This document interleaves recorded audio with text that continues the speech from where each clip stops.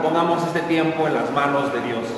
Amado Padre, te doy gracias en esta mañana por el privilegio que nos das de estar aquí reunidos en tu nombre para estudiar tu palabra.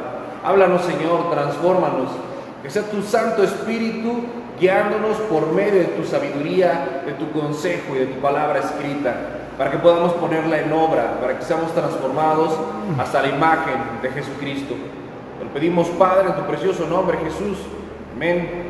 Y amén. Vamos a abrir nuestra Biblia, si son tan amables, en el Evangelio según Mateo, en el capítulo 13. Mateo, capítulo 13. Vamos a leer del verso 1 al verso 23.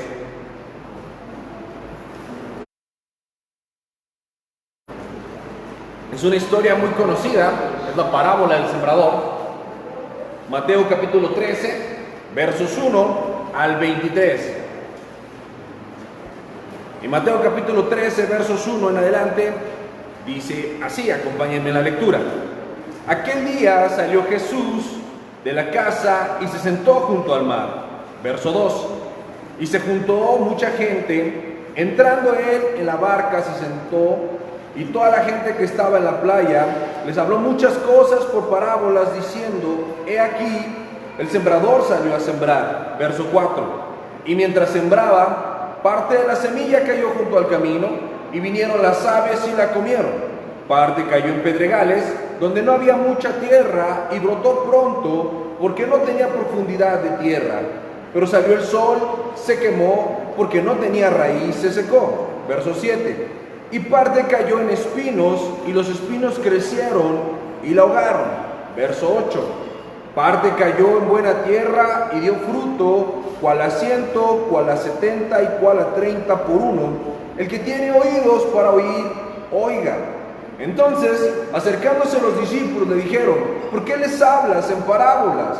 Él respondió y les dijo: porque a ustedes les es dado el saber los misterios del reino de los cielos, mas a ellos no les es dado. Porque a cualquiera que tiene se le dará y tendrá más, pero al que no tiene, aún de lo que tiene le será quitado. Por eso les hablo por parábolas, porque viendo no ven y oyendo no oyen ni entienden. De manera que se cumple en ellos la profecía de Isaías que dijo: de oídos oirán y no entenderán, y viendo verán, pero no percibirán. Porque el corazón de este pueblo se ha engrosado, y con los oídos oyen pesadamente, y han cerrado sus ojos, para que no vean con los ojos y oigan con los oídos, y con el corazón entiendan y se conviertan, y yo los sane. Pero bienaventurados sus ojos porque ven, y sus oídos porque oyen, porque de cierto les digo que muchos profetas y justos desearon ver lo que ustedes ven, y no lo vieron, y oír lo que ustedes oyen, y no lo oyeron. Oigan pues entonces la parábola del sembrador. Cuando alguno oye la palabra del reino y no la entiende, viene el malo y arrebata lo que fue sembrado en su corazón. Este es el que fue sembrado junto al camino. El que fue sembrado en pedregales, este es el que oye la palabra y al momento la recibe con gozo, pero no tiene raíz en sí, sino que es de corta duración, pues al venir la aflicción o la persecución por causa de la palabra, luego tropieza. El que fue sembrado entre espinos, este es el que oye la palabra, pero el afán de este siglo y el engaño de las riquezas ahogan la palabra y se hace infructuosa. Mas el que fue sembrado en buena tierra, este es el que oye y entiende la palabra y da fruto y produce a 100, a 70 y a 30 por uno. Y todos decimos amén. Hablar de la parábola del sembrador tiene un gran grado de dificultad, porque es una parábola que además está explicada por el Señor Jesucristo. No habría como mucho que agregar, pero considero que es bien interesante e importante que nos demos cuenta cuál es todo el contexto, no solamente quedarnos con la parte final de la explicación de la parábola, sino los tres segmentos que conforman esta parte de la escritura. Número 1 está la predicación de la parábola. Número 2, un cuestionamiento sobre el uso de las parábolas. Y número 3, la explicación de la parábola. Así es que comencemos viendo cómo es que Jesús da la parábola. Dice que Jesús salió y se juntó junto al mar y mucha gente lo empezaba a seguir. La gente ya veía que Jesús hacía milagros, estaba sanando a muchos enfermos y la gente acudía a él, pero Jesús sabía que de toda la multitud que lo seguía, no eran todos verdaderos seguidores del mensaje.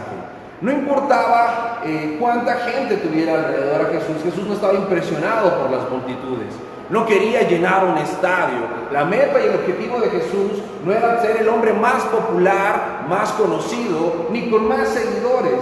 Lo que quería Jesús era transformar la vida de las personas por medio de la predicación de la palabra. Porque lo que mayormente hacía Jesús era predicar la palabra. Jesús enseñaba la palabra y después de enseñar la palabra sucedían milagros. La gente era sanada, resucitaba muertos, sanaba a los leprosos, devolvía la vista a los ciegos y todos los milagros que están registrados y todos también los que no están registrados que hacía Jesús. Pero la gente no buscaba a Jesús para aprender. La gente buscaba a Jesús para recibir un milagro. Y lo que necesitamos nosotros, mis amados, no es nada más tener una expectativa de recibir un milagro, que claro que eso puede suceder. Lo que Dios quiere hacer con nosotros es transformar nuestra manera de vivir, nuestra manera de pensar, nuestra manera de comportarnos. Y eso es complicado. Porque no nos gusta esforzarnos, porque no nos gusta cambiar, no nos gusta reconocer que estamos mal. Queremos la bendición, queremos que nuestras necesidades se suplan, queremos que nuestros enfermos sanen, queremos que nuestras alcancías estén llenas y nuestras alacenas no les falte nada. Pero ¿qué hay de reconocer que somos personas que cometen errores? ¿Qué hay de reconocer que somos egoístas? ¿Qué hay de reconocer que hemos traicionado, que mentimos? ¿Qué hay de reconocer que ofendemos a Dios todos los días? Pensar en eso no es fácil, no es popular, ni es agradable. Porque yo vengo a la iglesia buscando respuestas a mis necesidades, pero cuando lo primero que me dice Dios es, tienes que cambiar, ya no me gusta tanto. Porque cambiar duele, porque cambiar implica reconocer que yo estoy mal, pero que Dios está bien. Y por eso Jesús está explicándoles, o les da una parábola, y dice, un día salió el sembrador. ¿Quién es el sembrador? Jesús. Él es el predicador. No somos tú y yo quien predica, y la palabra, el dueño de la palabra, es Jesús. Y Jesús sale al mundo a predicar su palabra. Es lo que está haciendo. Hoy en día tiene siervos como tú y como yo, que colaboramos con Él en la predicación de la palabra, pero es su palabra. Él es el sembrador. No soy yo, no eres tú, es Él. Y Jesús envía su palabra sobre todas las personas. Hay un mensaje de parte de Dios para cada ser humano. Pero nos platica que hay por lo menos 4 formas en las que las personas reciben la palabra de Dios o responden a la palabra de Dios. Y entonces nos empieza a decir que uno es sembrado junto al camino, otro es sembrado entre pedregales, otro entre espinos y otro en tierra fértil. Y cuando termina de explicar esto, si solamente escucháramos que salió un sembrador y aventó semillas y las semillas reaccionaron dependiendo del terreno donde cayeran, pues no parece nada profundo, ¿no? Ni siquiera algo comprensible. Y pues quedaríamos con la duda de qué significa, y a los discípulos les pasó lo mismo. No entendían qué significaba esa historia de un sembrador que sale a aventar semillas, porque en los campos de Israel no se sembraba como actualmente, no araban y echaban las semillas. A veces los campos eran tan duros que la opción que tenían para sembrar era arrojar la semilla, esperando que algunas cayeran en un buen lugar y esas dieran fruto. Y esta técnica de sembrado ofrecía cuando más, o sea, en una buena siembra, el 15% de resultado. O sea, de toda la semilla que arrojaba el sembrador, el 15% daría fruto. Y Jesús aquí está explicándoles esto y la gente se queda con cara de, ¿ok? Y los discípulos se acercan y le preguntan, oye Señor, pero fíjate cómo lo ponen en tercera persona. ¿Por qué les hablas a ellos, no a nosotros? ¿Por qué les hablas a ellos en parábolas? ¿Qué no ves que no entienden? ¿Los apóstoles habían entendido la parábola? No. Tampoco. Pero es más fácil pedir que les explique a los demás que decir explícanos a nosotros, porque tampoco entendimos. Y Jesús les dice, les explico o les hablo en parábolas porque la gente me está siguiendo no con un corazón dispuesto a escuchar la palabra. Ellos vienen a ver qué reciben, qué se pueden ganar, qué milagro les hago. Dice, porque teniendo oídos no oyen y teniendo ojos no ven.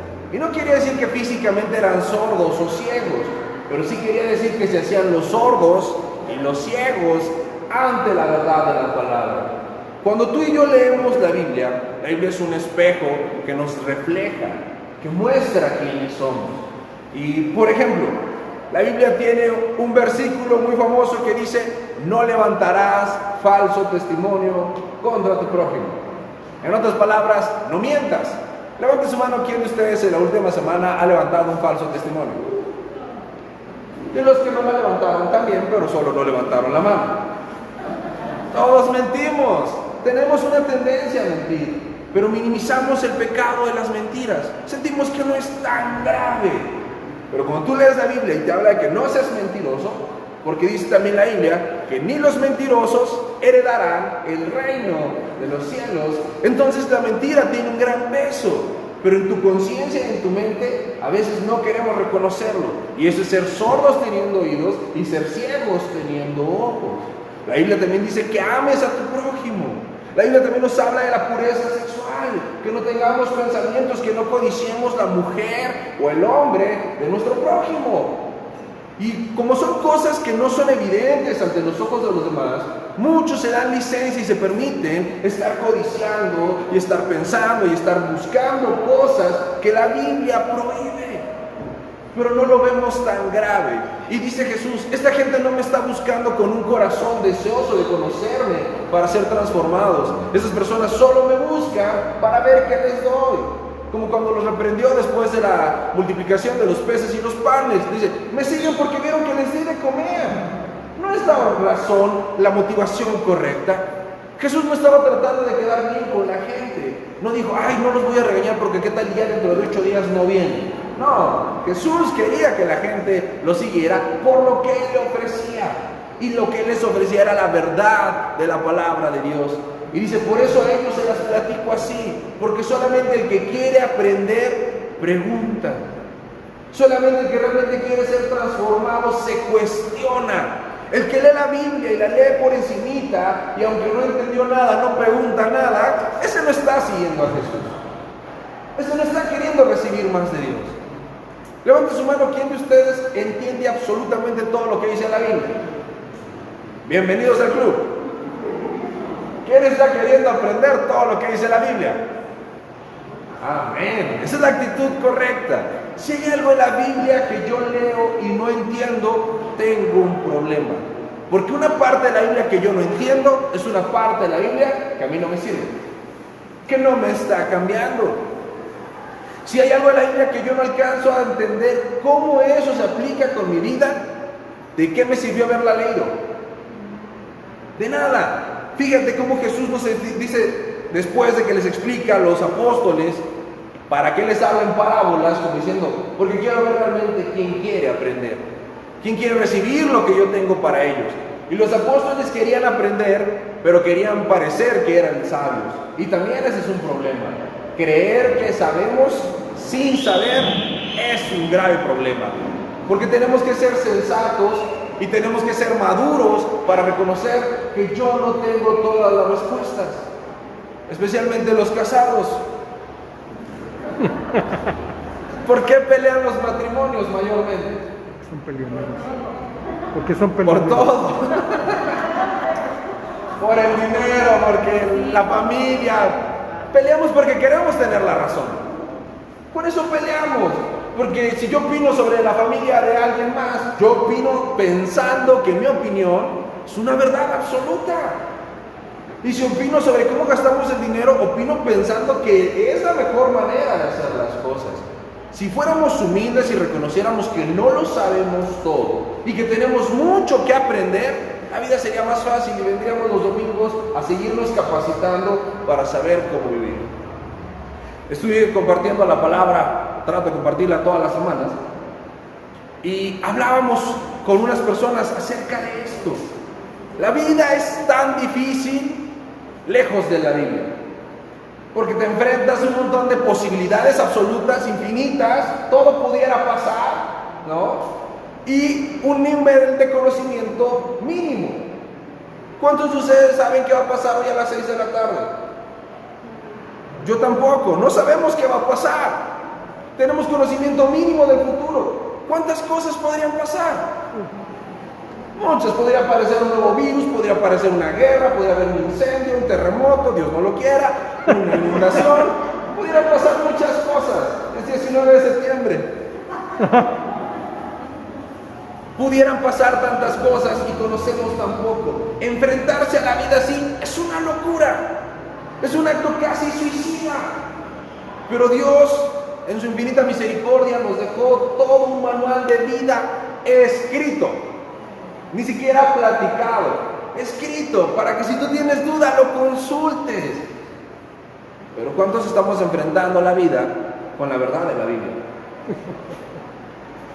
¿Cuántos realmente nos miramos al espejo de la Biblia y nos damos cuenta en dónde estamos fallando? ¿Qué necesitamos cambiar? Porque yo tengo que reconocer que yo no tengo todas las respuestas, que yo no sé hacer todas las cosas y que yo no controlo todas las posibilidades. Y en ocasiones nos pasan cosas adversas, tenemos crisis, hay enfermedades, hay problemas, y lo que necesitamos no es necesariamente un milagro, lo que necesitamos es entender qué hacer en medio de esa circunstancia. Cómo yo debo adecuar mi vida a la palabra de Dios y no cómo voy a adecuar la palabra de Dios para que quepa en mi vida. Hay gente que dice yo creo en Dios, pero no creo en la Biblia. Entonces, ¿cómo le haces para creer en Dios? No, es que yo una vez fui a la iglesia y me hablaron feo y vi que no sé qué, y mi mamá iba a la iglesia y era una mala persona. ¿Qué importa a la gente? ¿Cuánta gente hay alrededor de Jesús en esta parte de la historia diciendo que están siguiendo a Jesús, escuchando a Jesús y haciendo lo incorrecto? Un montón. Pero dice Jesús, ellos no quieren conocerlo. Están acá por moda, por trámite, por algo no profundo. Y entonces les dice a sus apóstoles, escuchen. Y les empieza a explicar la parábola que está del verso 18 en adelante, la explicación. Oigan pues ustedes, ¿a quién les está dando la respuesta a Jesús? No le está dando la respuesta a todos. A los discípulos. Todos escucharon el mensaje, a los que tuvieron verdadero interés. A los discípulos. Yo sé que en tu vida pasan cosas que no entiendes. Si solamente las dejas que pasen y no buscas a Dios, ¿cuándo vas a tener la respuesta? Nunca. Pero cuando algo pasa en tu vida y te das cuenta que tiene que haber un cambio y una explicación y un motivo para eso que te está pasando, entonces vas a buscar la respuesta. Porque lo ideal sería que tú vienes a la iglesia, lees la Biblia y sales y eres perfecto, nunca te equivocas, nunca pecas, nunca te enfermas y nunca tienes necesidades. Eso sería increíble. ¿Quién no vendría a la iglesia? Pero la realidad es que tú vienes a la iglesia, lees la Biblia, te confrontas y sales y sigues enfrentando un mundo de posibilidades infinitas en donde a veces las cosas que te pasan parecieran no tener sentido y te acontecen tragedias y pérdidas y dolores y amenazas. ¿Y cómo se vive con eso? Todo lo que nos pasa, todo lo que Dios permite que esté sucediendo en nuestra vida es con un propósito. Hay algo detrás de eso. Hay una enseñanza para tu bien y para el mío detrás de todo lo que nos pasa. Pero solo los que preguntan, solo los que buscan a Dios, solo los que están motivados por hallar la razón detrás del problema, del conflicto, encuentran respuesta.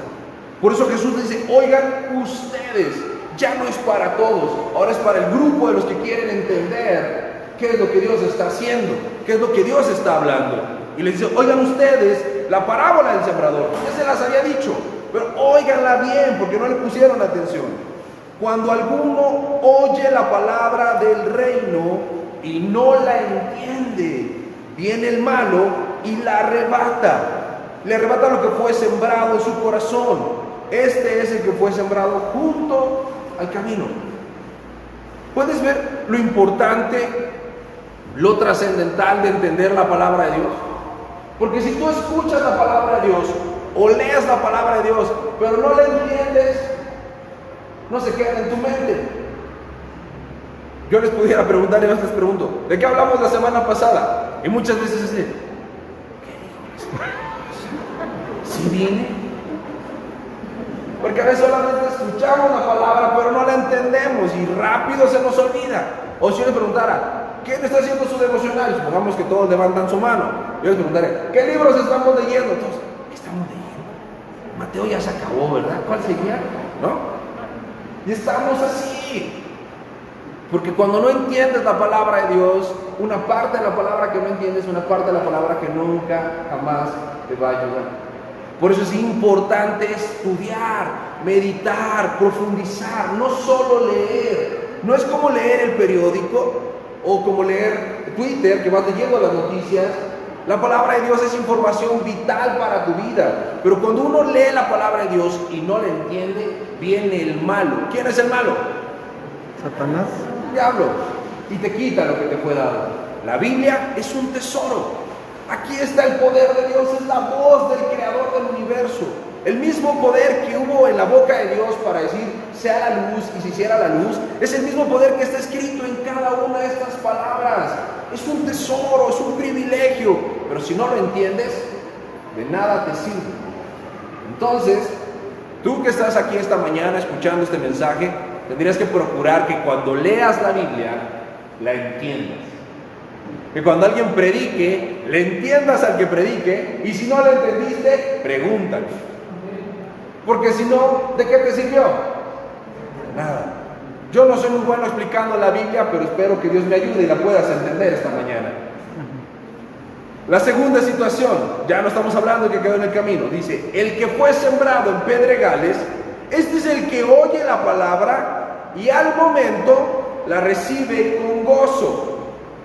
Pero no tiene raíz en sí, sino que es de corta duración, pues al venir la aflicción o la persecución por causa de la palabra, luego tropieza. Mira, la palabra de Dios tiene una cantidad impresionante de promesas. Tú lees la Biblia y capítulo tras capítulo hay promesas y hay bendiciones. Y cuando le hablamos a las personas de esas promesas y esas bendiciones, hay gozo en la gente. ¿No? Si decimos, Dios puede restaurar tu vida, Dios te puede sanar, porque Él puede hacerlo. Dios puede cambiar tu matrimonio, porque Él puede hacerlo. Dios puede hacer todo nuevo en ti, porque Él puede hacerlo. Y eso es verdad. Muchos se emocionan, pero no perseveran, porque Dios no responde en 3 segundos. No es como que tú vienes y Dios está así, ya te estaba esperando, mira, llévate toda la bolsa con tus milagros. No sucede así. Hay un proceso y Dios a veces toma tiempo, más del que quisiéramos, para respondernos, incluso para hacernos entender. Pero las personas que no están buscando con genuinidad, con un corazón genuino, ser transformados y conocer a Dios, cuando ven que el milagro no llegó, se aburren y se van. No tienen raíz, no echan raíz. También hay algunas personas que se la viven de grupo en grupo, de iglesia en iglesia, y no echan raíz en ningún lado. ¿Por qué? Porque no están recibiendo la palabra de Dios, están buscando solamente un aliciente o un apapacho en las emociones, en las expectativas. Aquí en la iglesia no les prometemos a nadie una vida feliz. Yo no voy a hacer feliz a nadie. Yo te prometo presentarte a Cristo, y si tú conoces a Cristo serás bienaventurado. Pero si tú lo conoces, no si yo lo conozco. Si yo lo conozco, la bienaventuranza es para mí, pero quien necesita esa bienaventuranza eres tú, y entonces tú tienes que trabajar en conocerlo. Echa raíz, permanece. No es fácil, no. La vida de fe no es una carrera de velocidad, sino de resistencia. Hay que permanecer y hay que hacerlo una vez, y otra vez, y otra vez, y otra vez. Hay que orar durante mucho tiempo, todo el tiempo, todos los días. Hay que perseverar. Ese miembro de tu familia que parece no tener solución, ¿tendrá solución? Exactamente. Para Dios nada es imposible. Pero ¿quién tiene que estar perseverando en la oración y en la predicación de la palabra? Tú. Pero a veces le decimos, no, ya les prediqué y se enojaron y ya, no quiero saber nada. Ya me dejaron de hablar por ser cristiano, ya mejor no digo que soy cristiano, ¿no? Y a veces somos un poquito cristianos aquí y nada cristianos allá afuera. Bueno, Tenemos que tener raíz, tenemos que permanecer en el lugar donde Dios nos ha puesto para conocer su palabra. Después está el tercer tipo de personas que fueron sembrados junto a los espinos. Estos oyen la palabra, pero el afán de este siglo y el engaño de las riquezas ahoga la palabra y se hace infructuosa. Esta persona es un poco más inteligente, escuchó la palabra, la entendió, le gustó, pero tiene mucho trabajo. Pero tiene mucho que hacer. Pero hay mucho que lavar, pastor. Yo, si salió el sol, el domingo mejor no voy a la iglesia. Aprovechemos el sol para que se seque la ropa. Esos son los afanes, las cosas que nos distraen de la verdad de Dios. ¿Y cuántas veces hemos sacrificado un tiempo de oración, de estudio de la palabra, por estar afanados con el trabajo, con la televisión, a veces hasta con la familia y las fiestas, ¿no? Por ejemplo, se acerca fin de año y es que va a venir la familia, no puedo ir ese domingo a la iglesia. Pues tráetelos. Sí, o sea, ¿cuál es el impedimento? Es que tiene 5 años que no nos vemos. Por eso, tráetelos y van a conocer a todos tus demás hermanos. No dejemos que los afanes nos distraigan. Es que tengo mucho trabajo. Sí, trabaja, sé diligente. Es un mandato bíblico. Pero Dios nunca te va a impedir conocerlo con las bendiciones que te da. No puedes venir los domingos, tenemos la reunión de los miércoles. Pretextos muchos, razones reales no hay para no buscar a Dios. Y entonces llega a la última parte. Dice, más el que fue sembrado en buena tierra, este es el que oye y ¿qué? Y entiende. Otra vez, les voy a volver a preguntar, todos me responden entiende, ¿vale? En esa parte. El que oye y ¿qué? Entiende. Amén. Entonces, esos son ustedes, los que oyen y entienden la palabra, y entonces ¿qué? Da fruto. ¿Te acuerdas que el promedio máximo de éxito o de un fruto en este proceso de siembra, ¿de cuánto era? El 100%. Y fíjate cuánto promete Dios, al 100 por 1, o sea, Dios promete que va a ser exitoso en todo lo que hagas, o al 60 por 1, o al 30 por 1. Cualquiera de los tres casos que sea dar fruto es un fruto más grande que por tus medios propios pudieras lograr. Aquel que se acerca a la palabra de Dios, la entiende y la pone en práctica en su vida, es una persona bienaventurada, porque va a transformar su vida y las cosas que estén sucediéndole le irán mejor. Siempre con la palabra de Dios nos irá mejor. No hay otra forma, no hay otro camino, no hay atajos. Si no conocemos la palabra de Dios, si no entendemos la palabra de Dios y si no vivimos la palabra de Dios, mis amados, es imposible tener éxito en esta vida. No viviremos en propósitos, viviremos en emociones, en afanes, en temores y en desconocimiento.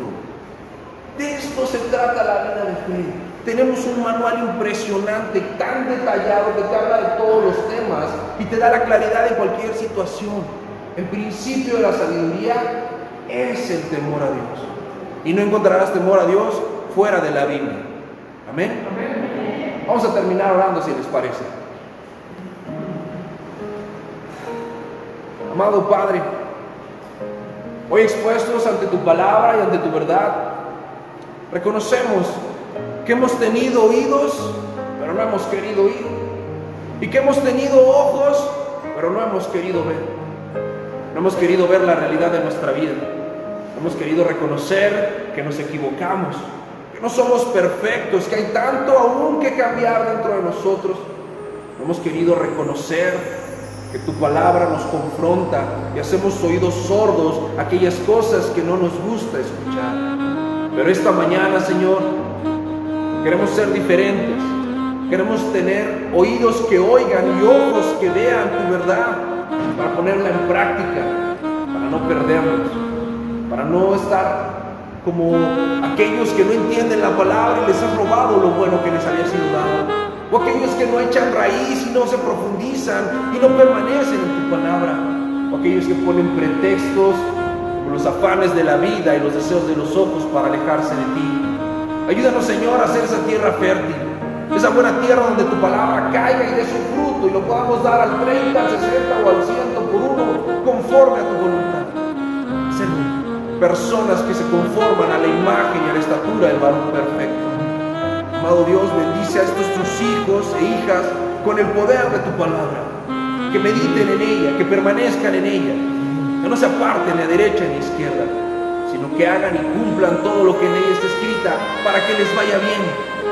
Porque en eso está la vida eterna, en que te conozcamos a ti. Te damos gracias, Padre, por todo y te bendecimos en tu precioso nombre, Jesús.